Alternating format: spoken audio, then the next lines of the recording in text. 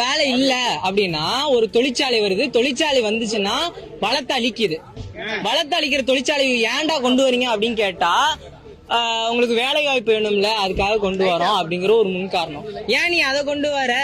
நான் வந்து இயற்கை சார்ந்த தொழிலாளி தான் நான் கொண்டு வரேன், உனக்கு வேலை வாய்ப்பை தரேன், கல்வி இப்படி மாற்றுறேன், ஊழல் இல்லாத ஆட்சியை கொண்டு வரேன் அப்படின்னு சொல்லும் போது இப்ப என்னால என்ன முடியும்?